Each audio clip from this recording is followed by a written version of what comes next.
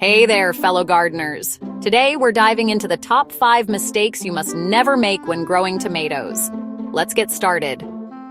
Now I tell you, there's nothing quite like a homegrown tomato, warm from the sun, sliced thick on a sandwich, or simmered down into a rich, hearty sauce. It's one of the true joys of summer. And here on our little patch of earth, we look forward to tomato season all year long. But as much as I love them, I've learned over the years, sometimes the hard way, bless their hearts, that these beautiful plants can be a tad particular. It's easy to get caught up in the excitement of planting those little seedlings, dreaming of baskets overflowing with ripe red fruit. But a few common missteps can turn that dream into a bit of a garden heartache. I've been there, folks. Oh, have I been there? From droopy, sad-looking plants to harvests that were, shall we say, a little less bountiful than I'd hoped. That's why I wanted to chat with y'all today. We're going to walk through some of the most common slip-ups gardeners make, so you can sidestep them and head straight for tomato triumph. Think of this as a friendly chat over the garden fence, sharing a bit of hard-won wisdom. We're not aiming for perfection here, because goodness knows gardening is all about learning and growing, just like our plants. But by steering clear of these 5 biggies, you'll be giving your tomato plants the best possible chance to thrive and produce a bumper crop that'll make your taste buds sing. So grab a sweet tea, pull up a chair, and let's get to talking tomatoes. All right, first things first, let's talk about water. It seems simple enough, right? Plants need water to live, but with tomatoes, there's a real fine line between giving them a good drink and sending them for an unwelcome swim. Overwatering is probably one of the most common heartbreaks I see, and it's an easy mistake to make, especially when you're eager to nurture those little plants. You think you're doing them a favor, keeping that soil nice and soaked, but what's really happening down below is that their little roots are struggling for air. They can't breathe, folks. And when roots can't breathe, they start to rot. And that's a one-way ticket to a sad, wilted plant, no matter how much you love it. When those roots are sitting in soggy soil day in and day out, it's like an open invitation for all sorts of unwelcome guests. I'm talking fungal diseases, root rot, and a whole host of problems that can weaken your plant and drastically reduce your harvest.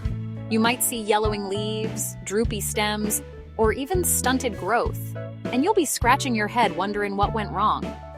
More often than not, the culprit is just too much kindness in the form of H2O. Remember, tomato roots need oxygen just as much as they need moisture.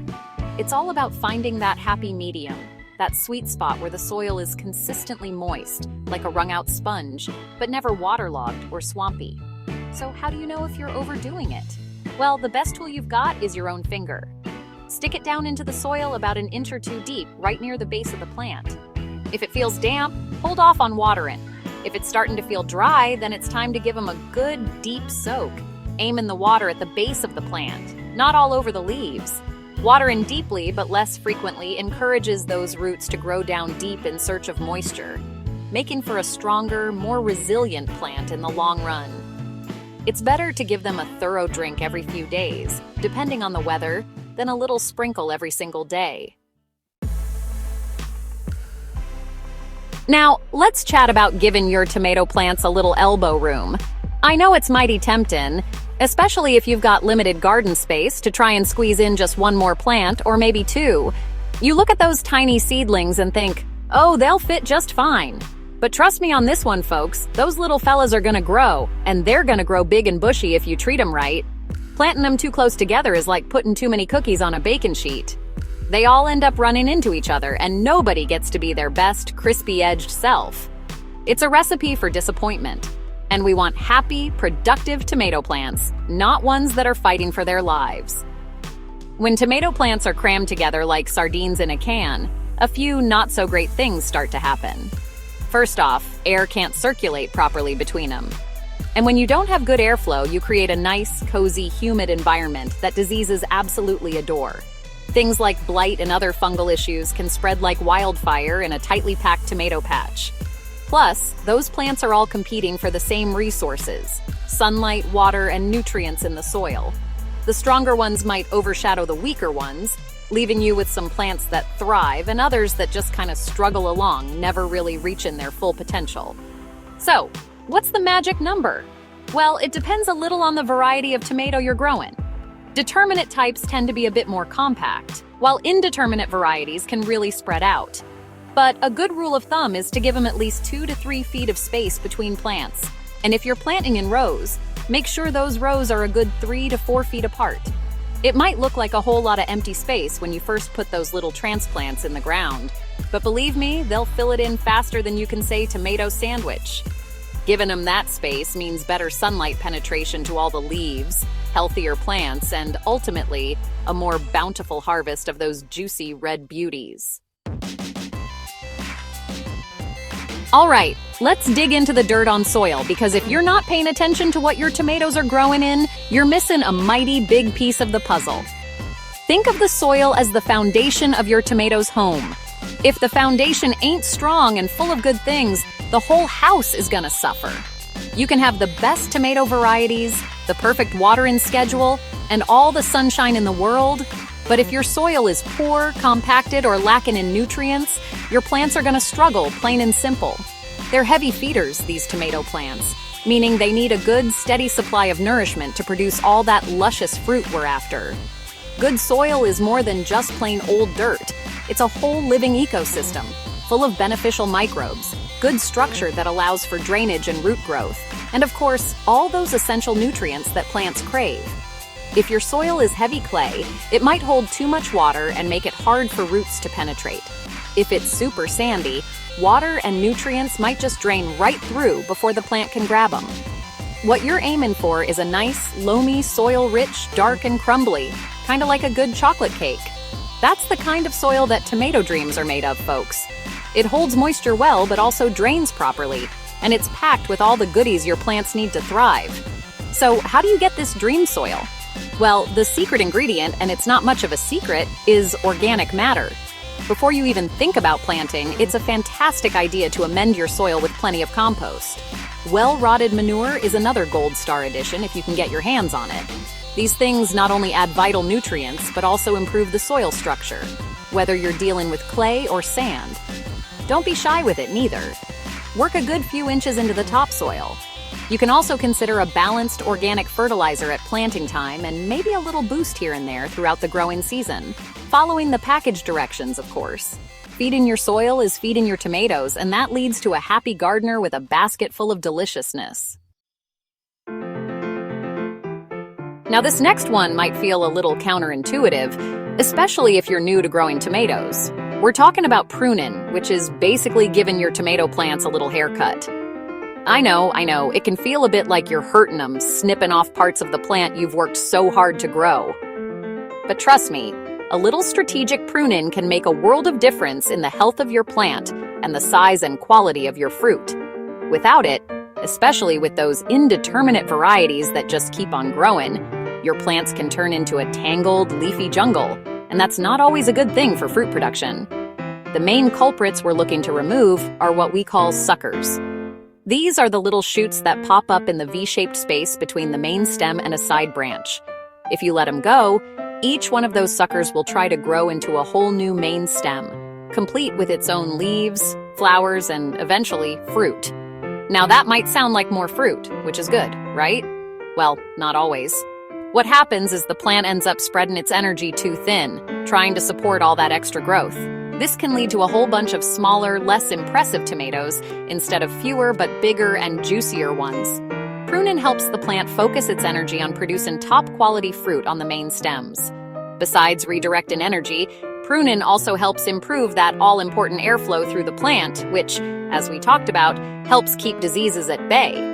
You'll also want to snip off any leaves that are touching the ground, as they can be a pathway for soil-borne diseases to splash up onto your plant when it rains. And keep an eye out for any yellowing or diseased-looking leaves and remove those promptly, too. For suckers, it's best to pinch them off when they're small and tender, just an inch or two long. You can usually just use your fingers. It might seem a bit fussy, but a little regular attention to pruning will pay off with healthier plants and a more manageable, productive tomato patch. Last, but certainly not least, let's talk about something that's like giving your tomato plants a cozy blanket mulch. It might seem like an extra step, maybe even an unnecessary one, but oh my goodness, skipping the mulch is a mistake you'll likely regret. especially when the summer sun starts beating down or those pesky weeds start trying to take over your garden. Mulching is one of the simplest things you can do to make your life easier and your tomato plants happier. It's a real game changer, folks, and once you start doing it, you'll wonder how you ever gardened without it. It's like tucking them in at night, protecting them from the harsh realities of the garden world. So, what exactly does mulch do for your precious tomato plants? Well, for starters, it's a fantastic way to help the soil retain moisture. A good layer of mulch acts like a barrier, slowing down evaporation from the soil surface. This means you won't have to water quite as often, and your plants will have a more consistent supply of moisture, especially during those hot, dry spells. Another huge benefit is weed control. Weeds are notorious for stealing water, nutrients, and sunlight from your beloved tomatoes. A thick layer of mulch smothers out many of those weed seeds before they even get a chance to sprout, saving you a whole lot of backache and work pulling them later on. And there's more. Mulch also helps regulate soil temperature, keeping it cooler in the heat of summer and a bit warmer when the nights get chilly. Plus, as organic mulches break down over time, they actually improve your soil structure and add valuable nutrients right where your plants need them. What kind of mulch should you use? There are lots of great options. Straw is a classic choice for vegetable gardens, as are shredded leaves or wood chips. Just spread a nice, even layer about 2 to 3 inches thick around the base of your tomato plants. But be sure to leave a little space right around the stem to prevent any rot issues. It's a simple step with big rewards for your tomato harvest. And there you have it, folks. 5 common tomato growing hiccups and how to sidestep them like a seasoned pro. We've talked about not drowning your darlings with too much water, giving them enough personal space to flourish, feeding that soil all the good stuff, giving them a strategic little haircut with pruning, and tucking them in with a nice layer of mulch. It might seem like a bit to remember, but I promise, once you get these basics down, you'll be well on your way to your best tomato harvest yet. Remember, every gardener, no matter how long they've been at it, learns something new each season. The real joy of gardening, apart from eating all those delicious homegrown goodies, is the process itself. Getting your hands in the dirt, watching those little plants grow, and learning what makes them happy. Don't be afraid to experiment a little and see what works best in your own little corner of the world. These tips are a great starting point, a friendly guide to help you avoid some of the frustrations that can sneak up on even the most enthusiastic tomato grower. The goal here is to enjoy the journey and, of course, to enjoy those incredibly flavorful, sun-ripened tomatoes that taste like pure summer. Thanks for watching. If you found these tips helpful, don't forget to subscribe to the channel for more gardening advice. Happy growing! I truly hope these little nuggets of wisdom help you grow the most beautiful, bountiful, and brag-worthy tomatoes you've ever had. There's nothing more satisfying than slicing into a tomato you grew yourself, knowing all the love and care that went into it. So get out there, give your tomatoes a little extra TLC, and get ready for a delicious season ahead. We'll be cheering you on.